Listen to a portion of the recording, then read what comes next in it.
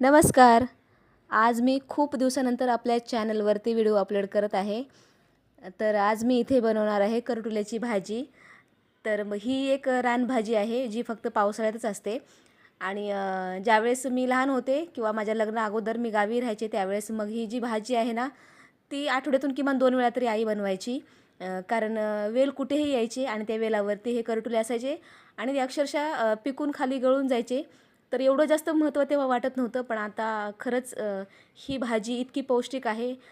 जगभरातली ही जी सगळ्यात पौष्टिक भाजी असेल तर ती आहे करटुल्याची. तर मग माझ्याकडे ही भाजी शक्यतो म्हणजे मिळत नव्हती आणि दिसतही नव्हती.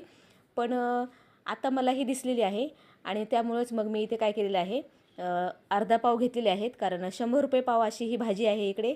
त्याच्यामुळं मग मी अर्धा पावच घेतलेली आहे आणि आम्ही दोघंच खाणार होतो म्हणून मग अर्धा पाव इनफ होती. त्यासाठी मग मी काय केलेलं आहे, करटुले स्वच्छ धुवून घेतलेले आहेत. त्याचे उभं अशी आपल्याला ते काप करून घ्यायचे आहेत.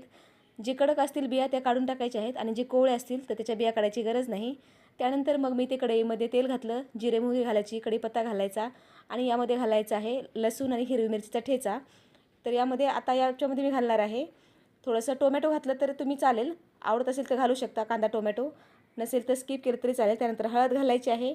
आता यामध्ये घालायचे आहेत बारीक चिरलेले करटुले. त्यानंतर यामध्ये घालायचा आहे अर्धा टोमॅटो बारीक चिरून घालायचा. आता हे छान आपल्याला मिक्स करून घ्यायचं आहे. करटुले तेलामध्ये परतवून घेतले की याच्यामध्ये आपल्याला घालायचे आहे स्वच्छ धुवून मुगाची डाळ. तर मी इथे अर्धी वाटी मुगाची डाळ स्वच्छ धुवून घातलेली आहे. तुम्हाला मुगाच्या डाळीऐवजी इथे हरभऱ्याची डाळ स्वच्छ धुवून किंवा भिजत घालून ते तुम्ही सुद्धा इथे घालू शकता. पण माझी आई नेहमीच मुगाच्या डाळीमध्ये करायची म्हणून मग मला पण तीच सवय झालेली आहे की मुगाच्या डाळीमध्ये करायची. कधी हरभऱ्याच्या डाळीमध्ये करून पाहिले नाही, पण नेक्स्ट टाईम नक्की बनवून बघेल. त्यानंतर याच्यामध्ये घालायचं आहे चवीनुसार मीठ. आता छान आपल्याला हे परतवून घ्यायचं, मिक्स करून घ्यायचं आहे. याच्यामध्ये घालायचं आहे अर्धी वाटी पाणी. डाळ शिजण्यासाठी पाणी लागतं त्याच्यामुळे. आता आपल्याला हे मंद आचेवरती एक 10 मिनिट आपल्याला हे शिजवून घ्यायचं आहे. आणि ही जी भाजी आहे ती अत्यंत गुणकारी आहे, आपल्या शरीरासाठी खूप फायदेशीर आहे. कमीत कमी वर्षातून म्हणजे ते पावसाळ्यात येत असेल तर कमीत कमी एक 2-4 वेळा तरी ते आवर्जून खाल्लीच पाहिजे. इतकी छान आहे ही. चवीला जरी थोडीशी कडवटपणा असेल, जास्त नाही पण थोडासा जरी कडवटपणा असेल, पण ती शरीरासाठी खूप फायदेशीर आहे. नक्की बनवून बघा. व्हिडिओ आवडल्यास एक लाईक नक्की करा.